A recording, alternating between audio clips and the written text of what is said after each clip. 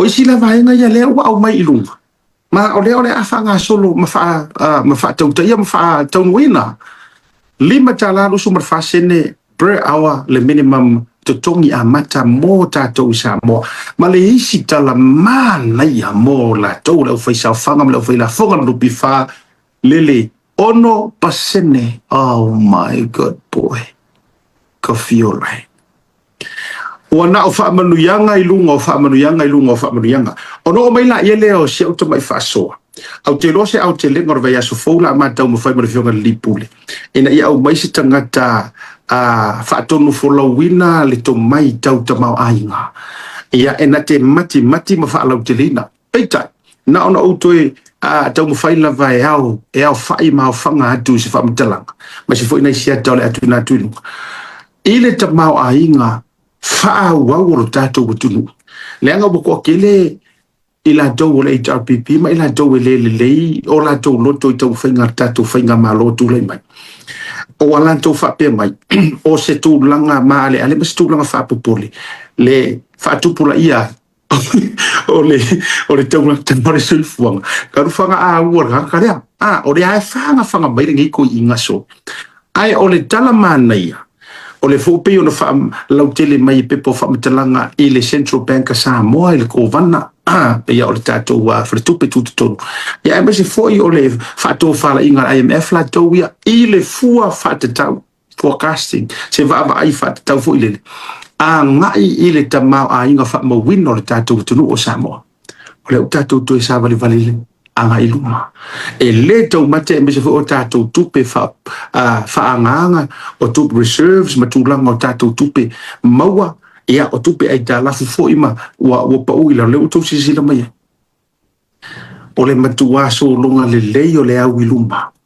Ma o lo o le stability le tūlanga o le tamau a inga o lo tātou watunu. E le ai Samoa se mea kākou ke popole e fua. Ia la mela ka ko pole le wa fa o for folanga si ki or pension si ki tongi amata si tia ia la fonga le tu langa fo ile le il va en fa so fanga no pifa nga o me si ki me ia ta tu te alu ia ana o tu na tu lunga le fa tata pe tai pe no fa ya tu o le tata wa fea ia se ta se ta mali ile va ia so fo ia hopefully o le so nga fua o le aia a fio mai ia o la tau fo ilea pito la au le wha mani no ma le wha mataratalain. Ai o le upu ia e wha maro si auru tātou utunu. Awa kako ki popole i kau pengi singi ma mei e kau wha whewhewhe mai ei ma wha mai le awari ia o wha le tonu. Tūlanga fo i o le tātou wha lele ma nā mea oma. Ia se taimi a whea i le wha alau telefo. Tā pena mai e fo ia le tamaita ia hana i tu sai o lana segment i le tūlanga o le tātou wha lele ma. A o le o tau sila mai o nisi ia o vaenga le o ave i wha mua ave i wha mua investment and development a le whainga malo a le o tau sila iai o le toe wha to anga lea ma le toe wha tapu e ina lea o le alanga lea le lau le male toa a o le evempa le mia Samoa o le ele arka ko wha singomanga o munguia yes o tātou people from the sun o kākou ka ngaka mai whanga ngau mai le ocean whanga ngau mai i le ele e kau kere i o mai ngisi o pāngeka kau kere inventinga ngi miongi ka avale o ngi wai erikise o le ala wingo whamatalanga o le kākou koko o le kākou popo o le kākou kalo whai o mea o manga o le kākou auno lea e eli le koale i kupai, e eli le suahu u tupai, eli le aulo i fea ma fea i Afrika mai sia kung. E hirika ko aulo la eli Samoa. Ai ona ua faa mata na nana tele tato. Ona fo i whainga malo, renga ke aku ngei le HRPP. Wa a mata ina le to e fia fo i ngisi o e ore kako wa aulo male alio. E malama lea, me vai, kako aulo lea mar kako alio, e eli for kako aulo ri. E ar kako fala. Fewa kia i ere ngā ārio. Erka ko ufi. Fewa kia i ere ngā penginga. Erka ko ka mungi kingi. E oe, mea uma whapena. So le, se ngā onga ese e ingi kako keo ea, e ingi kako se rafi, o ha umana mautu ai ngā o kupe ngā e ka ui o i sala elu mga maaka ua mga mau me whapea tēnari. O kako, e iei fo ia kako o lo ia eli. Ma ile sa wanga po ingo va ai kolongi. O ke manga kua i pia ia so ia, kala i kiki e pisa o ele usa ka ua mare au vaisala, mare au whakasa, mare au wasau, e whai ngā ruenga mai whako angar ko ingo va ai kolongi. Ka ki whanongo longo ako alai ka lai wha mai o mai sa oi va ai. O la lengu sa ngale la lo fue sengo. Ia. Mai o mai o mga whaire koko o re popo a o mai ka ki whanongo longo ako. Ia. I o maa kua ka ki whanongo longo ka ka maa kukua wha mai. E sa oisko ingo va ai. A ko fia ki ka vali. O la ka vali ngale. Ka fili mai lalo fue senga ma lalo me o wha puro lunga i lalo au la au. Tala noa hal tangata e malama langa e whaapea mare mentality. Aka ngakai a lapile uo eli suha uila. Lenga fo ele ingi koko ele ingi popo ele ingi me whapea ngai lalo ele tu pai ma o ele. Le Middle East. Tau te sira fia uku. Anga iaingi me whapea ngā. O le malo si anga fo ele ngā o ngā kuhu. Kako o i Thailand. Kako o i Asia. The best banana lele whakau mai le sau le lalolangi. Thailand. Taipei. Ia. Whai pārangi lele. Ai ase i o kousila sila le ngāo singa. O kai. E matua ave uma iai. Ai akako. Ai akako. Lenga fo i le sau li mongi. O le wha makua o le isa maumanga. Langa foi le mua mai le bor kangaka e ngofo i vai kili. Sa la kuila so mo ngofo o ngai sa ka uanga ka ele vai nga ma le fa sa nga i marsa kili le vai ngare punga nga u figi ma i lo le unga ka ele i aru e fai se fe awa nga ele i aru nga ngau le vao ele i aru fa ele kai.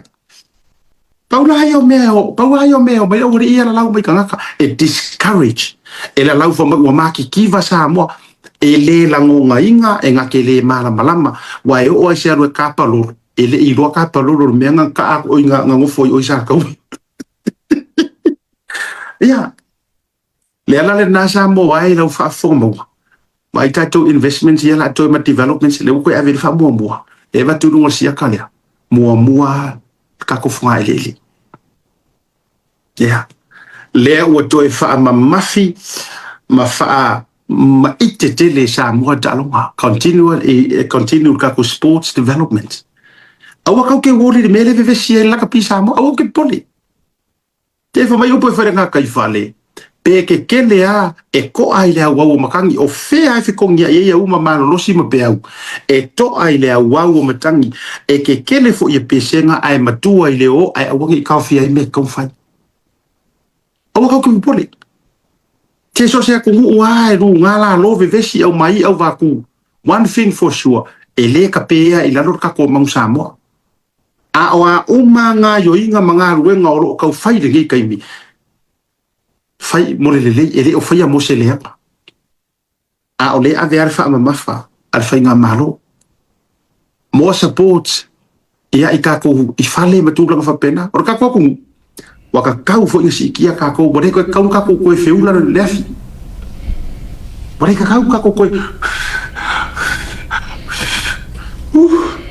ki nga maka e ai ka ko me ile sika me i mai ruma la si me tong tato me i mai ruma ole ha o nga mo kesi ale o nga mo kesi ka ko ya ka ko me i mai si ko ina o nga mo fo ye karsi o tama wa kau ka ko me ruma si vanga ngala ngai le mafaya nga ve sia ka ko o nga mo fo ile a tu lo le ta o ta to mafa ma tu fa fo ngala tu no fu e sua vai ma yo ka mala nga ye fa go pe ale nga ile ma fai nga o nga more nai sa ko inga sikai ai fai ta to alo winga lu tu fai tu wa tauna e wa avi hiri fa mo ta to fa nga ma aseta ma venga of so songa ko mole ia mana ia faftai ya lo fionga ile fa lo anai ia fa ia fa lo tele bendition na to va ngai ole investment and development longa ko le ko fa ko lu ko le graphic le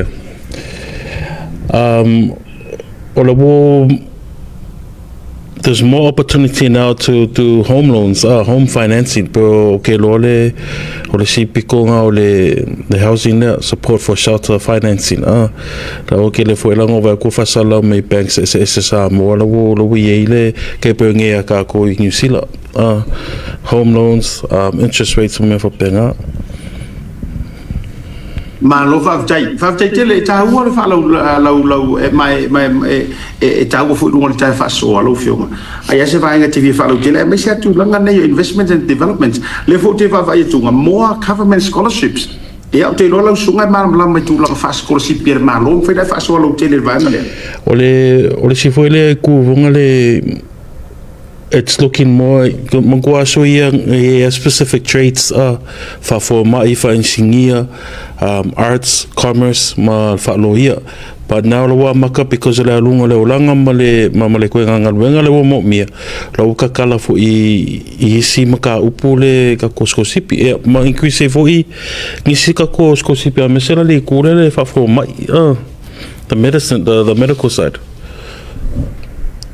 Ma lo fa avtai ia le na ma le no tele fo ile support le wa ave tato professional bodies e pe workers ma associations ole fa le inga fo ngale o training basic training skilling upskilling molo sile fo e setol ko kele fo ka ko aluma fa nga u fa pe fo ka ko specialize workers isa mo kele ngo mai fa fo ngi le pokala me RC so whoever's left back home pele la ko fele upskilling ya mama ngisi training e ma fenka ko adapting ile alunga le olanga fenga venga lo ia ku fa fo mai Samoa ma lo fa tai o le van de tau ne tato la lo mana tu so fi ngal fa ma to le van tau tato ia nei tu langa ai me se ia trainings ma o ngal nei mo le rumana I Manuia o le toi developing ala vo Samoa ele sele fam talanga se ata sa ole but I feel like because ole terminate ole wova va ile malo ile fa fitauli le wi tato ia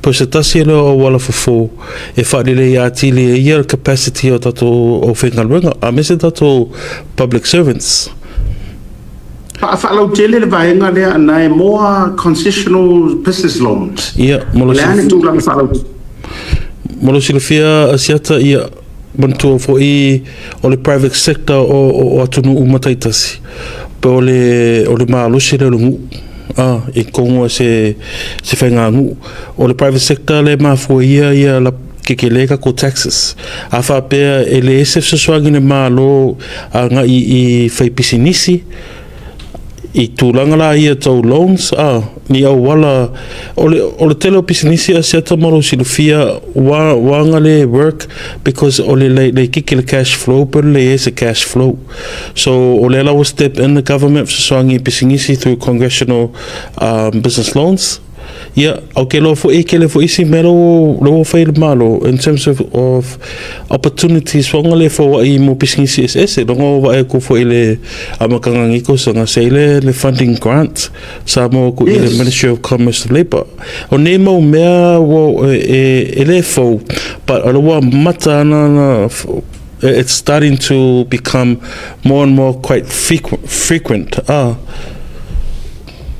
ma lo fa tai o fa ta wala na le wo va I toi tasi na vai o le ko ke ngo fo ya ku Australia New Zealand le to mate America o atu no land of opportunities better future entrepreneurs e fa la kele la ko pisingis ai ma fo nga ku ku nge me wa ka kele mo fe la e wo ku murkanga alunga nkupi ai officer so ninga ma fai to ai tatala mai so se fainga malo e ma fai ai o ka ko fika ngo fia un pela e ai grants or fundings loans o vaenga va pena e ai tau amata e tu langa o fainga business to no tatu boturu umale lo mana I Manuia so o se fa fete tele le tatu fainga malo le gatele e o le wa fata pena le fofu nga mole fale fa masino tele sa fa masino e mo se tatu boturu ai ele ngata fo ile I o tatu lava tulanga masani le tatu continue district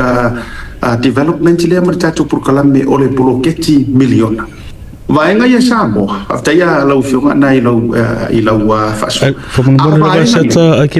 Kule development program, more funding for NGOs. Is it a tau le tulanga le because o NGOs mo lo silifia fa pe foi le mai mo mai le tunu. O NGOs o lo EA community services or NGOs is not for profit organizations. Ia kele langa self fund NGOs ia kele o la ko ngal wenga fa pe foi ko kongi ngala ko o fingal wenga o NGOs ke pe o le SVG Samoa Victim Support, A4E Cancer Society, A4E organizations who don't have, who are not paid by the government, but they need assistance from the government. Leila ka ue ke ole le kulanga lea because kele NGO Samoa mo miel fsoswangi I awala kau kupe o avangoa and also to be part of the government investment development plan, which is really great. And lua ala male menga ke la o koelo songonga asiata o le continued district development program. Asiata va mole ko kasi se mea ai ka kiri me ia kule le TPS. Yeah. O le kulanga le o le ngalaka touch base pa o ke lo mo next week Yes, ka specialist. E whakalango ngai me e ia ungo. A koko kankanga ia kule kako GDP ngau 1.8. O se kulanga le leile mo mole arunga lumo le kama a ingal koko kungu. A kanga e kufo ia kako foreign reserves e 1.7 billion.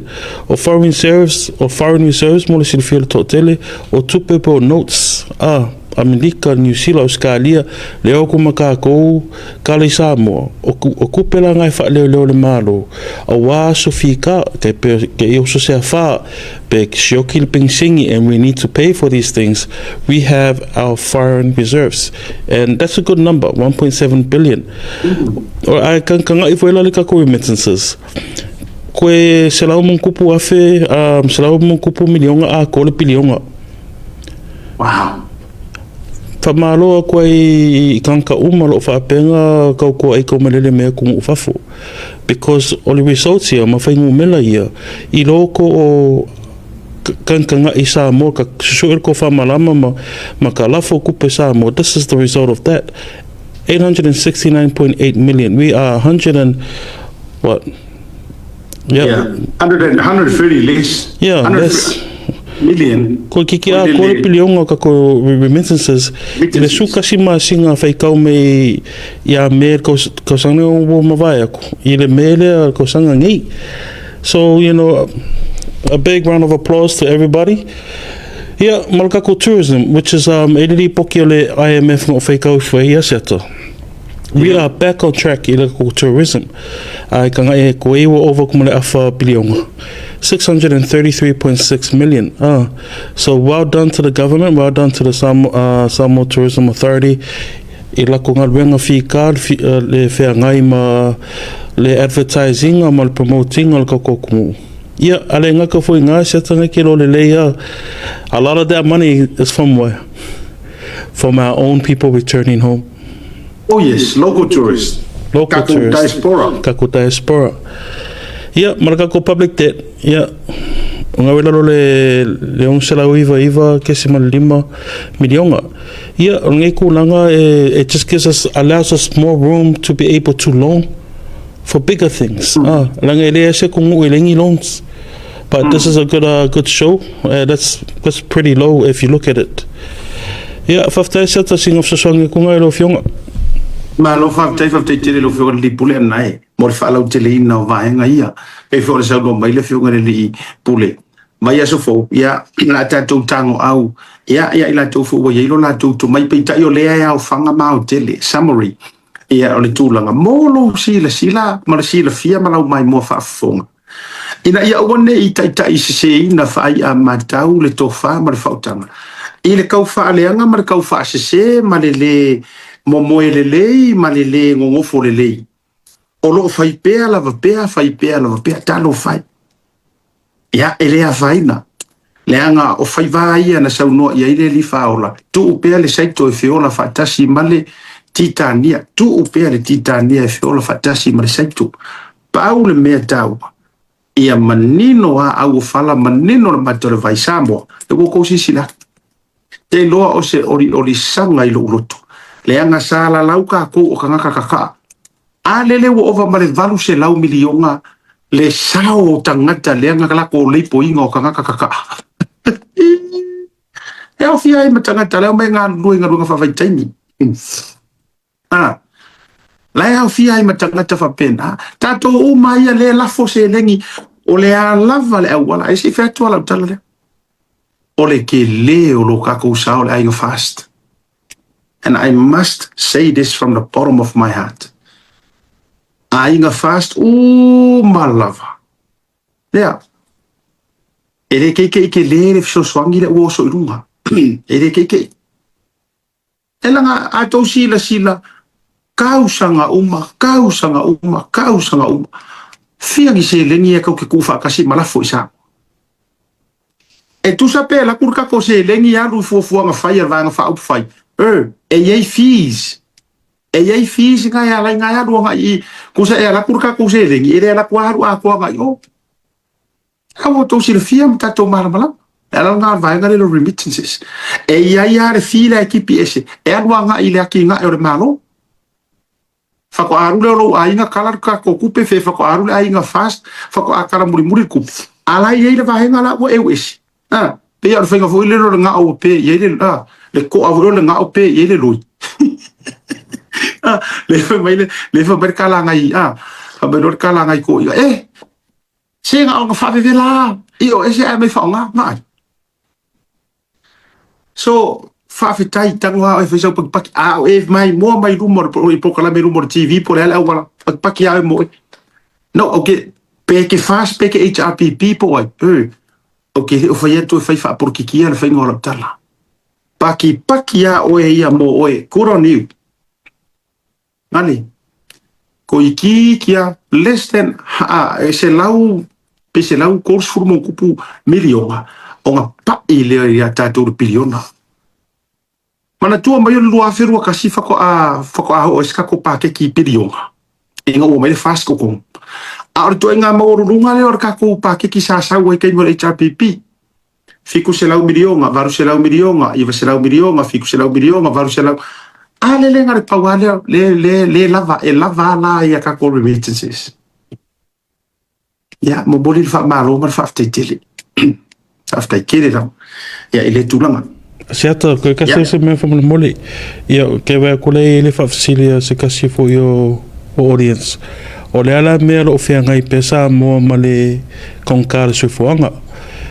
Ya e fengo fia la vle kalinga ele me se kungu o feelinga le konkar se foanga ni kemi. But Samoa is making great progress. There's still a lot of work to be done, but while the economy may be growing and the finances may be improving, ia ainga o feelinga le pressure o le sikanga o kaualoa o pingsingi va pe fo el kise. But esele ka ua this direction lero wa nga ingi malo in terms of economic growth, which is important. Because of the true successor e mesha I me fa pengei o kokongi fa pe fo ika ko o le kele o ngalwenga employment o avango mo pisingisi la iki e thrive le ranga ke kanga ia kui investment development sila malo I mea umanga. That is part of the solution. I le kulanga la lele kam whaile malo ia fo ensure that the benefits of the growth are felt by all Samoans and not just reflected by economic statistics. Yeah, whaftai seta, sorry. Ma lo whaftai lea, se lau pasene lau whato whalainga ma lau input ta ua tele. Awa tele au tatou purkalame. Ia alai tau tara no issue o ka uko ke pole, kai ko issue ko ki o ia. Ai lei e te tauna tatou o mai mo si tatou a whemai. Leanga kasi lea vahenga o le pisa mai a mantua o le taket lava lea le HRPP mai li hoi pa inga len I le whainga palo ta whafuose. O leo mai e hita tau fa mai o le tau mtanso I voka ukaso voka. Sa mua marau whafuanga mau o ruke whai por kalame a kui Amerika. O leo te whai por kalame a tui Amerika. I le suinga vavele o sui ai nei e mai so le taua le whainga I Amerika ma le tunu ule Iran. O ke silafia. Whakau sanga karu ai lengo usawai. Sa ese foi kaure mea ai nga oka. Sa ese foi kaure o se vai ngoka sa whakaure le ngā kai. Yes. Ora kaure u whakaure kai mingi se vai ai e kasi ngoka sa whakaure. O ki kia whakauru inga runga kau. Tau foi ole tau mafutanga. Walu runga. Ole ale winga ora ngā kana. Se so ia kau ki kapisa ia bea. E iei mea ma whainga control, e iei mea le ai o ele malo malako. Ele, kau kere o whaingi kako pā mā moe, ma wai e ngā ole moare mea le pisa, mai le wari e fua, e kau ala koso i fua. Ai ole upu moni sa moa, ole wari e pisa i mā moe, o i moa ma mea ngai kaunka. Ai longa o ai ei. Ole wari e le pisa kau a kao so i fua ngange, ai longa o ai ngai moa. Ho ka mai o whare ai ngā kekele a. Ai ngare pauale o le mea, e maa o onga lo tulu, e pāpā lo manava mangula. I lako ai ngā steak, i lako waka mai e fia milio ngea makarangoa. O mai lo lea whatanga pe i whaaleo mai, mana onga o nei tangata matitiva. O i kanga kuki o mai whaaleo mai. O ai. E le o hui nganga kam, e le o ai steak. Tō te siri fia, lai ai fia le moa kungu. Ai fia le lu au o resi ainga. Ai fia. Ai e ma fua onga e ma onga I lau steak o e le li mongi mo ko uia ai ko o mai ko whaleanga mai. Leanga oka ngi lo ngai ko kisau whai. Asia ta koe kasi awan poli, ngare kare kore whaafsili asi kasi commentator. So how does foreign reserve work? Yeah. Afa pe ke alu la full kupe Samoa, you're buying Samoan tala. So depending on like ngunga ke pesi ai, afa pe nga ke pesi New Zealand. Anga ke mga o la fu se Africa la I Samoa.